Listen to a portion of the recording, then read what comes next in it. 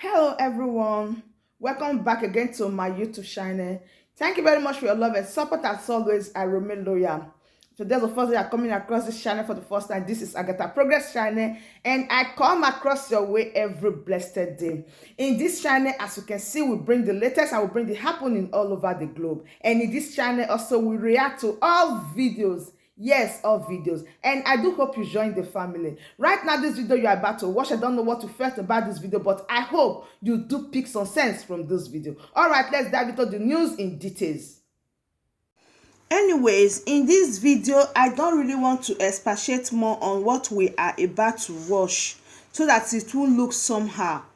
In fact, I really want to ask a question. What did you know about Eastern Security Network? How well do you know them? Do you trust them? Because a lot has been going on between Eastern Security Network and Èbùbèàģù. We have a lot to talk about Eastern Security Network, but tell me something. Have you heard about Èbùbèàģù lastly? Where did they operate? How do they operate? How do they move? I've not heard anybody talk about Èbùbèàģù, but when the governor wants to talk about the person that is securing the city, they will say Èbùbèàģù, of which nobody knows Èbùbèàģù. Anyways, we are going to know the people that are behind the masked men doing the evil in the land of Biafra. Let us watch this video and drop your opinion in the comment section. Last month, as assaults on security formations and killings have become widespread in the region, particularly in Imo State. Joining us now to discuss the security situation in the southeast, as well as efforts to restore peace, is a prominent Nigerian lawyer and former president of Igbo think tank group, Bírèàķìñģ, Godi Uwazurike. It's good to have you with us in the studio. Thank you very much. Thank you. Okay, let me start this way. Some say that to solve a problem, you first have to diagnose it. So perhaps you can help us. Recently, we saw a trending video of cows being set ablaze in Anambra State. So what is, in your opinion, at the heart of the disruption, the insecurity, and the violence that seems to have erupted in the southeast? Well, what we are seeing in the southeast is synchronized violence. Synchronized by certain people. Definitely not by Igbos. Okay. Those people who are doing that are foreigners. If you see a group of Igbo people moving, from their physiognomy, you will know.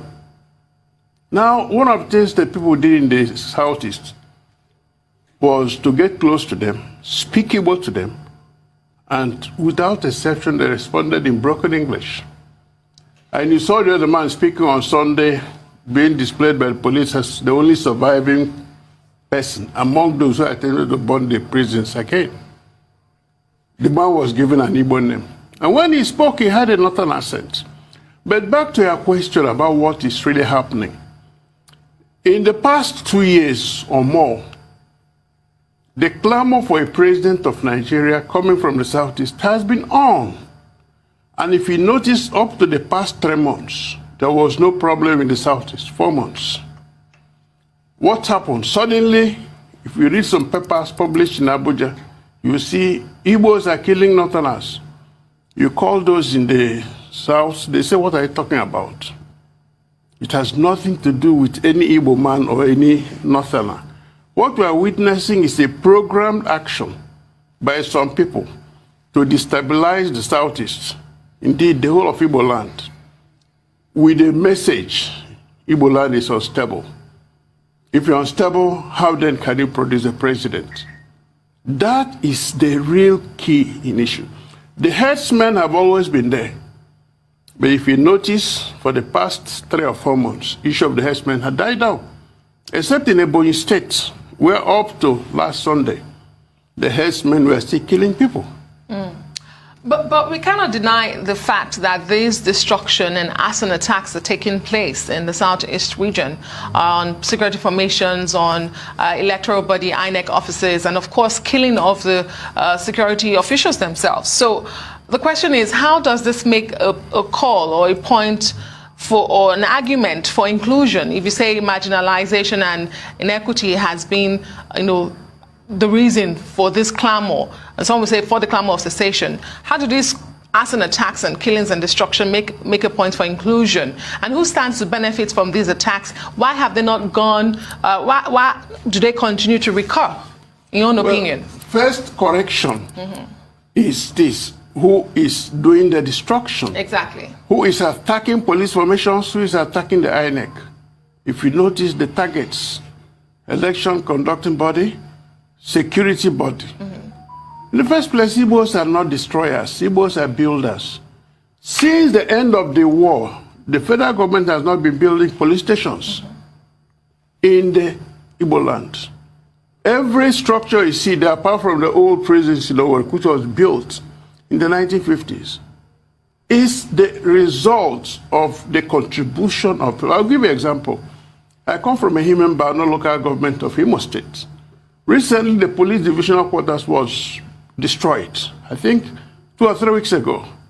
What most people don't know is that building was built by the community, also community, and donated to the police last December.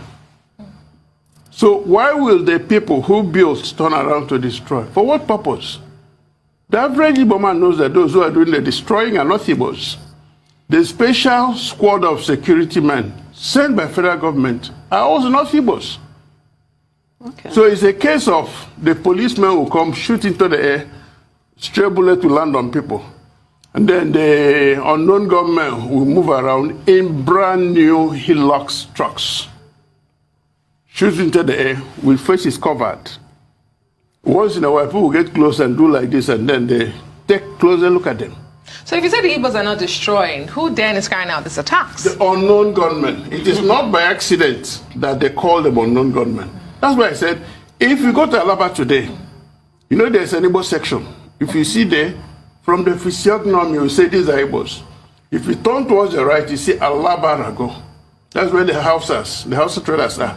You also see their physiognomy. If I go to Jankara Market here in Lagos, you don't need to be told these are Yorubas. So if the unknown gunmen cover their faces, once in a while, people go, they speak Igbo to them, sing in Igbo, they won't even respond. This is quite a strong... It is a revelation. Yeah. But the biggest problem they have now in Igbo land is that if they see somebody of my age, they will go after me. Police will arrest me and call me a financier. If they see my son, they will grab him and say it's an activist. Send him to the police station, military barracks, or anywhere. You have to run around to get him out. And you know what it means to Nigeria for someone to run around. I don't mean real race. You have to do something. Otherwise, you see him on TV the next day confessing to things he did not do. Because when they torture you, you have no option. And remember, Archbishop Obinna, the Archbishop of Owerri Catholic Diocese, last Sunday came out almost weeping that the morgue where they keep dead bodies, that place is overflowing. 35 unidentified bodies. The Nigerian Bar Association came out and said, we have set up a unit to liaise with the police commission. That's how they have been able to rescue some people, including the man who came from Bayelsa, who was going to buy a casket for his father-in-law's burial. The one was grabbed and displayed on TV as a high-ranking chief. Permit me to just interject, because you're making strong assertions, and we wonder why this hasn't come to light in a more public forum. But let me just ask, what we do know, though, is that there was a, I'm glad you said you're from Imo State, yes. There was a sit-at-home order, and it would seem that largely it was obeyed. So that would then beg the question, who is in charge? You know, we want to bring up the issue of Ipob because they've made certain assertions. And then we want to ask the question as well regarding Imo State. It's hard to put this. There have been assertions by people in Imo State that since the current governor came into being, that Imo State hasn't known peace. So suggesting that his coming in as governor has also triggered some of these violent attacks. What's your take on that? Let me take it one by one. Issue of sit at home. To observe a day for our departed brothers, those who died during the war, has been on since 1970. So it depends on the government of the day to make it a focal point. No, I'm talking about how it was enforced. There was intimidation behind it. No, there was no intimidation. Listen, what you saw was what we call a charade. Some people wear black and red and be moving around in Mosaic, you think the Igbos are not Igbos. That's the point I was making. The unknown gunmen are not Igbos. As for Day of Mourning, it's observed every year. You have seen the one of 30. September 9, some people will also observe their own. They don't make noise about it. They just call their own Yom Kippur. We call our own mourning our dead. 2, IPOB is what I call a phenomenon that has risen because of injustice, because of lack of fair playing ground, because of arrant discrimination. Now, nature abhors vacuum. So whenever there is this kind of lack of inclusiveness, grumbling will come in. All it takes is somebody to harvest that they're grumbling and say, this man is doing something bad. Let's see what I can do. Believe me, the average person will join. On the issue of the governor, I better leave it at that. Is the governor in charge of any security force there? No. If he says something negative, they'll go against him. You know where he lives in Owerri? It's called the fortress. On one side is Army Chief's house, Police Chief, DSS, Air Force. All of them live in a circle. And the police headquarters and the prisons that were just burned down, you just opposite them. Okay. CCTV showed all those who do the attacking. Do you know that till today, none of these groups I mentioned ever produced that CCTV? And I mean, a lot of people watch will be wondering, why is nobody being brought to book? Where are the perpetrators? But in the absence of state police, we've seen vigilantes across the country, states having to form their own vigilantes, and as well as regional security. Same as the Southeast with Èbùbèàģù. They don't seem to be making much headway. What have the governors got wrong when it comes to security of their states and, of course, the region, Southeast in particular now? Well, I don't want to call it intimidation from Abuja. I also don't want to call it timidity of the governors. No. Let me say it's a case of 3 political parties having governors in the Southeast. 3 political, PDP has 2. That's Enugu and Abia. Enugu has always had Èbùbèàģù. They have a name for their own, and they have bosses for them. Abia State, yes, its own is not as elaborate as that of Enugu. Imo State also passed a law a long time ago outlawing open grazing, and they also passed a law establishing Èbùbèàģù. But then the governor said he has sent some people to train the military barracks in Anambra State, so that when they come, they form the nucleus. Now, the man in Anambra also has his own. His own method is different, because there are 3 parties. They have different methods. Abga said, okay, if you kill a cow, you pay. If you kill a human being, you pay. And they're enforcing it. So when they're talking of Èbùbèàģù to them, they may say we have something different. The man in Ebo, you know, he has just joined APC. And he's also the chairman, so he's been drawn on one side. Unfortunately, his state is the worst hit by the killer herdsmen. Up till this Sunday, we're still killing.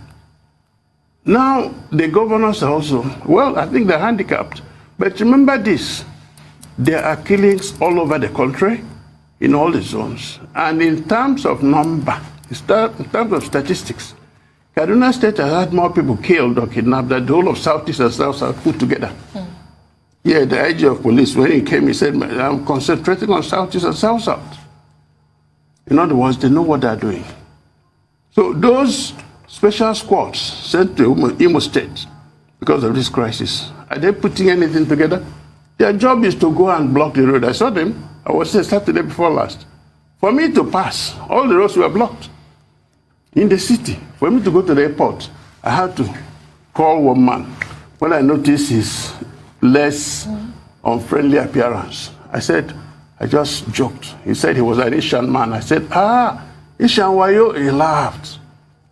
He said, Ishan. I said, okay, Oba talk way. He said, he relaxed. He said, Oga pass. That's how I was able to go to the airport. The next day, Sunday, Golak was killed. The insecurity there is there, but it's artificial.